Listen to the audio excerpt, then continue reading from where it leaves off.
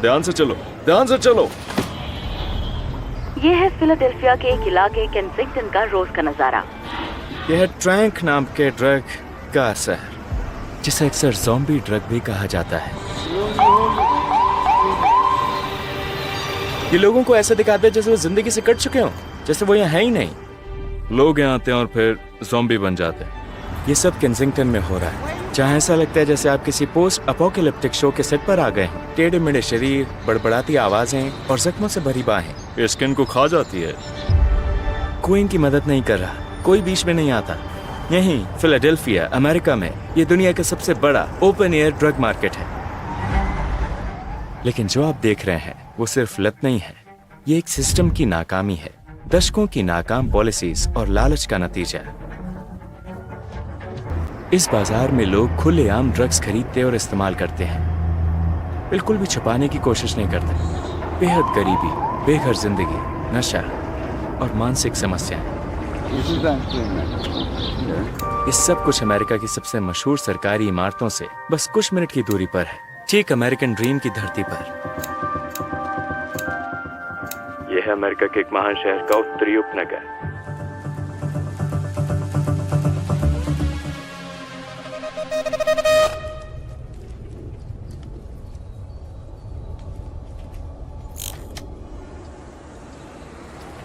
हम Philadelphia Pennsylvania में हैं, वॉशिंगटन डीसी से सिर्फ 2 घंटे की दूरी पर और न्यूयॉर्क सिटी से भी सिर्फ 2 घंटे दूर। दुनिया के सबसे मशहूर शहरों में से, जो अपनी यूनिवर्सिटीज और कहानियों के लिए जाना जाता है। उदाहरण के लिए इस ऐतिहासिक इमारत को देखिए, लेकिन इन सड़कों के पीछे दर्द भरी कहानियां हैं। इस शहर में अमेरिका का और शायद दुनिया का भी सबसे बड़ा और सबसे बदनाम ओपन एयर ड्रग मार्केट, अफीम से लेकर ट्रैंक तक। इस कहानी की शुरुआत हजारों साल पहले हुई थी, जब अफीम का इस्तेमाल पारंपरिक दवाओं में होता था। फिर 19वीं सदी में ब्रिटिशों ने इसे एक उपनिवेशिक हथियार की तरह इस्तेमाल किया। चीन में ड्रग्स भर दिए, जिससे अफीम युद्ध शुरू हुआ। इन युद्धों का अंत जबरदस्ती के समझौते से हुआ, जिसमें चीन को हांगकांग ब्रिटेन को सौंपना पड़ा। फिर आया 20वीं सदी का दौर, जब दवाएं नशे का जरिया बनी और तबाही का कारण। अमेरिका का नंबर 1 सार्वजनिक दुश्मन नशे की लत, हेरोइन, कोकीन और लत ने पूरी दुनिया को चपेट में ले लिया। Don't do drugs. Stop it. Get some help.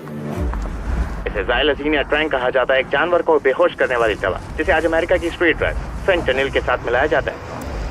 लेकिन 21वीं सदी में इससे भी खतरनाक फेंटनिल आया, जो हेरोइन से 50 गुना ज्यादा ताकतवर है।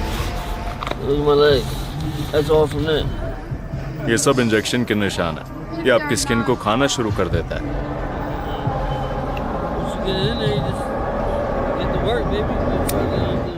जो चीन से आए केमिकल कंपाउंड से बनता है और मैक्सिकन कार्टेल इसे जानलेवा ड्रग में बदल देते हैं और फिर इसकी अमेरिका में तस्करी होती है। ये सस्ता है, तेज असर करता है और जानलेवा है। यहीं से सब शुरू हुआ था, इसलिए अब आप देखेंगे कि तादाद बहुत ज्यादा बढ़ चुकी है। और हाल ही के सालों में एक नया मिश्रण सामने आया है, जिसे ट्रैंक कहते हैं। ट्रैंक 2 ड्रग्स को मिलाकर बनता है, या ट्रैंक ही है जो इन्हें ऐसा बना देता है। देख रहे हो, फेंटनिल और ट्रैंक का असर है। हाँ, ये भी किस ड्रग पर है, फेंटनिल या ट्रैंक? दोनों पर। वो दोनों ले चुका है। क्या कहा तुमने डार्लिंग? उसने कहा कि उसे ट्रैंक ज्यादा पसंद है। ट्रैंक ज्यादा शक्तिशाली है? हाँ, क्योंकि ट्रैंक उन्हें ज्यादा देर तक नशे में रखता है। ट्रैंक, फेंटनिल और ज़ाइलोसिन का कॉम्बिनेशन है। एक पशु ट्रैंकुलाइजर, जिसे घोड़ों जैसे जानवरों के लिए बनाया गया है, इंसानों के लिए बिल्कुल भी नहीं। इसका नतीजा विनाशकारी है।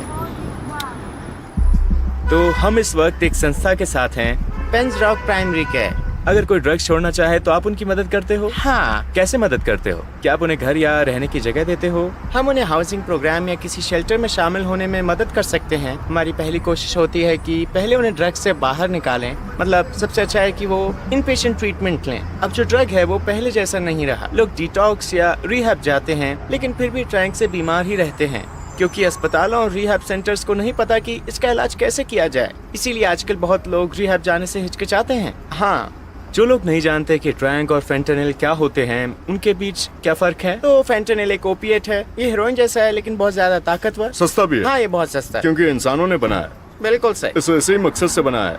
बिल्कुल। यहाँ देखो, ये इसी का असर है। तो ये असर किस ड्रग का है? ये तो बिल्कुल ट्रैंक का असर है। ट्रैंक मिक्स होता है। हाँ, ये फेंटेनिल के साथ मिक्स होता है। लोग दूर दूर से यहाँ ड्रग लेने आते हैं, वो ड्रग के दाम बढ़ा देते हैं। जब लोग एडिक्ट हो जाते हैं तो कहते हैं चलो केंसिंगटन आकर सस्ते में ले लेते हैं, और फिर वो यहीं फंस जाते हैं। भगवान ही जाने वो कितनी देर तक यहीं रहते हैं। ये ड्रग एडिक्शन से लड़ाई है। तो ये ड्रग एडिक्शन से जूझ रहा है। तुम्हारा पसंदीदा ड्रग क्या है? हेरोइन और फेंटेनिल। हेरोइन और फेंटेनिल।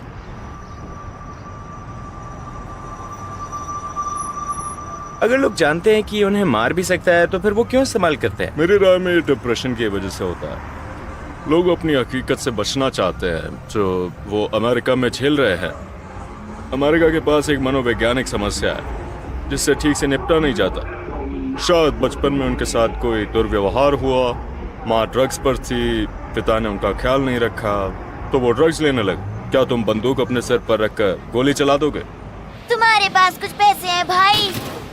2023 में फिलाडेल्फिया में 1400 ड्रग संबंधित मौतें हुई, जैसे अमेरिका पर कोई जंग लड़ी जा रही हो।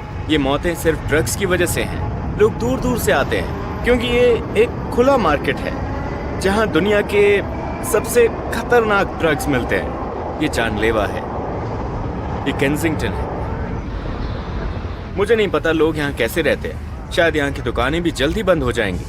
कहते हैं यहाँ घर सस्ते हैं क्योंकि कोई यहाँ रहना ही नहीं चाहता। भले ही पुलिस मौजूद है, फिर भी रात में हालात डरावने हो जाते हैं।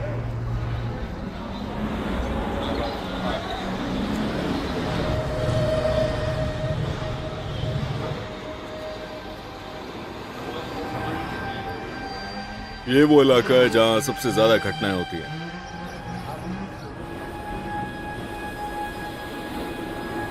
यहाँ 24 घंटे पुलिस होती है, हमेशा रहती है। उनका काम है इलाके पर नजर रखना और हिंसा कम करना। फिर भी हिंसा होती है। हिंसा इसलिए है क्योंकि यहाँ बहुत भीड़ है। मैं कह सकता हूँ कि यहाँ हर एक पुलिस के पीछे लगभग 30 लोग हैं। आप बहुत से ड्रग्स लेने वाले लोग देखोगे। यहाँ सबसे ज्यादा लोग अपने ड्रग्स लेने आते तो हैं। वो अलग अलग जगहों से आते हैं। हाँ, वो हर तरफ से आते हैं। वो कहीं से भी आ सकते हैं।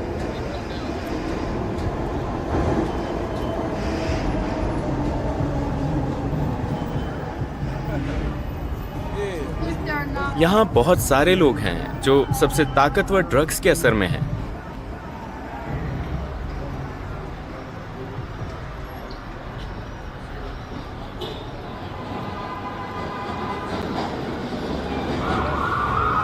यहाँ है।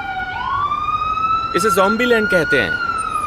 क्यों कहते हैं? क्योंकि लगातार ड्रग्स के इस्तेमाल ने उन्हें तोड़ दिया है, जिससे वो झुक कर चलते हैं। सोचो ये ड्रग्स कितने ताकतवर हैं और इस पूरे समुदाय को कितना बर्बाद कर चुके हैं।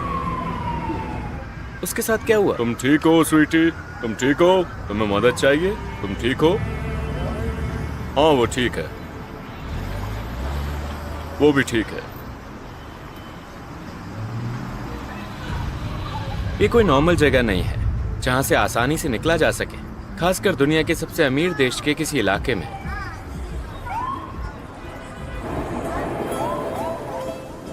ये भी एक जाल है। लोग यहाँ फंस जाते हैं और फिर निकल नहीं पाते। मैं जानता हूँ लोग, जब मैं 33 का हूँ, जब मैं 19 का था, कॉलेज के बच्चे यहाँ आते थे बस ट्राई करने के लिए। हाँ, और फिर कभी वापस नहीं जाते। कुछ हफ्तों बाद उनके परिवार फोटो लेकर आते हैं मिसिंग, पर वो मिसिंग नहीं होते। ये आम बात है। लोग यहाँ आते हैं और हमेशा के लिए फंस जाते ये हैं। खोए हुए लोग हैं जो नशे में खोए हैं। परिवार को पता नहीं होता वो कहाँ है। आखिरी बार 29 मार्च को देखा गया। ये आखिरी बार था जब किसी ने उसे देखा। इस साल लोग घूमते हैं और फोन दिखाकर पूछते हैं क्या आपने इस बंदे को देखा है। ये बिल्कुल आम बात है। लोग यहाँ आते हैं और फंस जाते हैं। तुम्हारे बच्चे हैं? हाँ। तुम्हें डर लगता है? मैंने अपने बच्चे को यहाँ से हटा लिया। मेरा बच्चा यहाँ नहीं रहता। तो तुम यहाँ नहीं रहना चाहते? नहीं, बिल्कुल नहीं। मुझे यहाँ से जाना पड़ा। यहाँ रहना कोई ऑप्शन नहीं है। पर केंसिंगटन पहले एक खूबसूरत जगह थी।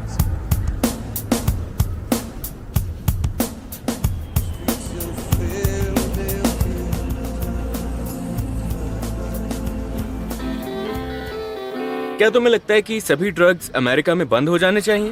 हाँ, 100%। ड्रग्स परिवारों को बर्बाद कर देते हैं।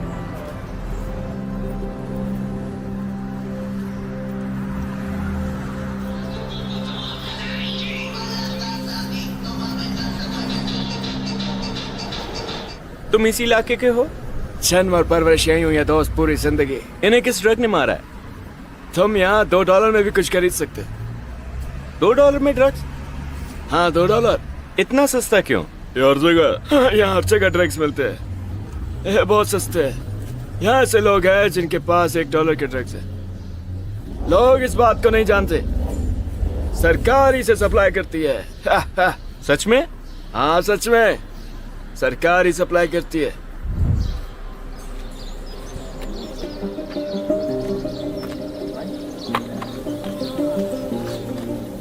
फेंकी हुई सिरिंज और थके हुए शरीरों के बीच हजारों भूले बिसरे लोगों की कहानियां छुपी हैं।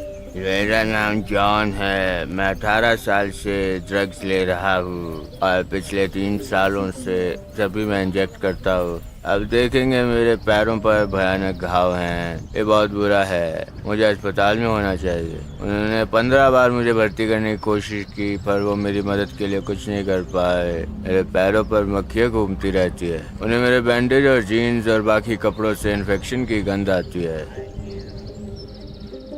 जो घाव आप देख रहे हो वो नेक्रोसिस यानी टिश्यू की मौत है, जो ट्रैंक के इस्तेमाल से होता है।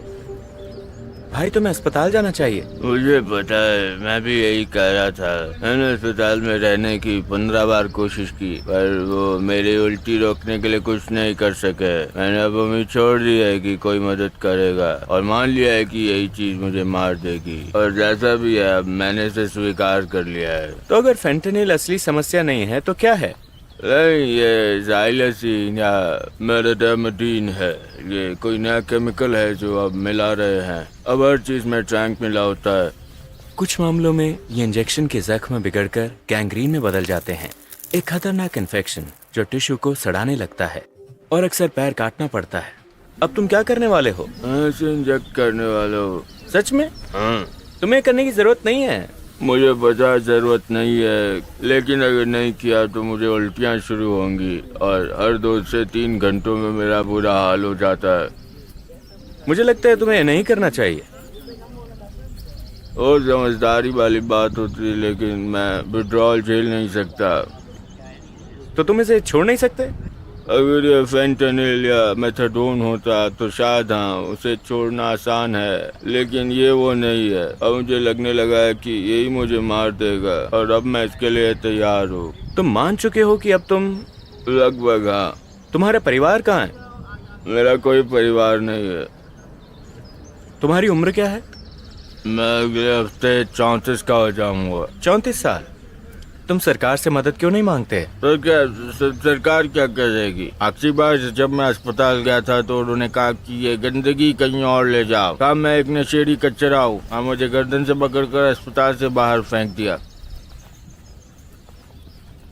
वो हमें इंसान नहीं समझते।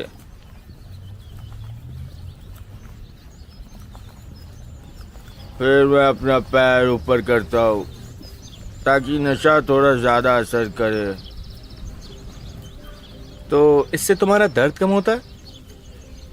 तो अब तुम्हें अपने पैर महसूस नहीं होते? मैं अपने पैरों को हिला भी नहीं सकता। मेरे पास इंजेक्शन के लिए नसें भी नहीं बची। क्या आपके पास और कोई सवाल है? ये बहुत मुश्किल है यार। मैं जो देख रहा हूँ उससे सदमे में हूँ। मैंने कभी नहीं सोचा था कि ऐसा कुछ देखूंगा। वो आदमी बिल्कुल सुन्न था, बेहोश। आपने उसके पैर देखे? कोई उसकी मदद नहीं कर सकता, ना अस्पताल, ना पुलिस, ना कोई संस्था। उसका पैर कट जाएगा, वो कभी भी मर सकता है। वो खुद भी हार मान चुका है। उसका कोई परिवार नहीं है। वो ड्रग्स के जाल में फंस गया और एक बार इसमें फंसे तो बाहर निकलना नामुमकिन है। इसलिए आपको हमेशा भगवान और अपने परिवार के करीब रहना चाहिए। अगर वो इलाज नहीं कराएंगे ताकि खून फिर से बह सके तो उनका अंग काटना पड़ेगा। ठीक है, तो जैसे कि आप लोग देख सकते हैं, ये ज़ाइलजीन का असर है। ये स्किन को गलाता है क्योंकि इसे इंसानों के लिए नहीं बनाया गया। ये ट्रैंक है। हाँ, ट्रैंकुलाइजर। अब इसके साथ क्या होगा? सबसे बुरा हुआ तो उसका हाथ काटना पड़ेगा। ये देखो, इसका हाथ काटने की नौबत आ सकती है। Xylazine is dangerous, is deadly. Doctors call it xylazine. तो क्या कोई उसकी मदद नहीं कर सकता, जैसे अस्पताल वगैरह? कर सकते हैं, लेकिन पहले उसे ड्रग छोड़नी पड़ेगी। तो उसे अभी कोई दर्द महसूस नहीं हो रहा? क्या तुम्हें दर्द हो रहा है? उसे ड्रग लेनी पड़ती है ताकि दर्द महसूस ना हो, है ना? हाँ, ये एक दोधारी तलवार है। लेकिन वो तो जवान है, उसकी उम्र कितनी है? तुम्हारी उम्र क्या है? 26। 26 साल। मैंने 19 की उम्र में शुरुआत की थी। 26 और ये हालत? कोई रिश्तेदार या फैमिली मदद नहीं कर सकते? कोई है जो तुम्हारी मदद कर सके? ये मेरी माँ है। ये तुम्हारी माँ है? ठीक है। क्या ये उसकी माँ है? हाँ, लेकिन वो कैमरे पर नहीं आना चाहती। मेरे माता पिता भी यही करते हैं। तो शुरुआत में तुम्हें लगा कि ये कूल है? लगा कि चलो सब कर रहे हैं, ठीक ही होगा। जब आप अपने रोल मॉडल्स को ऐसा करते देखते हो तो लगता है सब ठीक है। तो तुम और मैं अलग नहीं है, क्योंकि मैंने भी पहली बार अपने घर में ही ड्रग्स देखी थी। क्योंकि ये असली दुनिया से भागने का तरीका है, एक ऐसी दुनिया जिससे आप अभी तक नहीं लड़े हो। हाँ, वही हाँ। इसलिए बेहतर है इससे पूरी तरह दूर रहना। हाँ, सच में, क्योंकि हालात बहुत जल्दी बिगड़ जाते हैं। सब कुछ और सबको खोना बहुत आसान हो जाता है। ये कोई जीने का तरीका नहीं ठीक है। है भाई, शुक्रिया। तुम्हारा अच्छा दिन हो। हमारा भी धन्यवाद। यहाँ इंजेक्शन का मतलब इलाज नहीं है, बल्कि दर्द का और कई बार मौत का।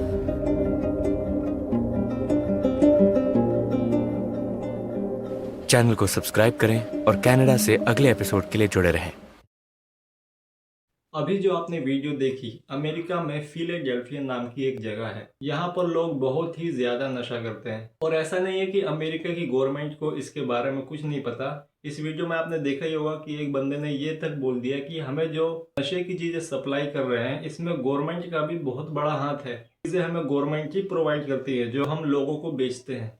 और ऐसा भी नहीं है कि जो लोग नशे में पड़े हुए हैं वो नशों को छोड़ना ही नहीं चाहते। कई लोगों ने ट्राई भी किया, वहाँ के गवर्नमेंट हॉस्पिटल्स में लोग गए, लेकिन वहाँ जो डॉक्टर्स हैं वो ऐसे लोगों के साथ अच्छे से ट्रीट नहीं करते हैं। इसीलिए कई लोगों ने जीने की आस भी छोड़ दी है। वहाँ के डॉक्टर्स ऐसे बंदों को कहते हैं कि तुम एक नशेड़ी कचड़े हो, इस गंदगी को कहीं और लेकर जाओ, और धक्के मारकर हॉस्पिटल में से बाहर निकाल दिया जाता है।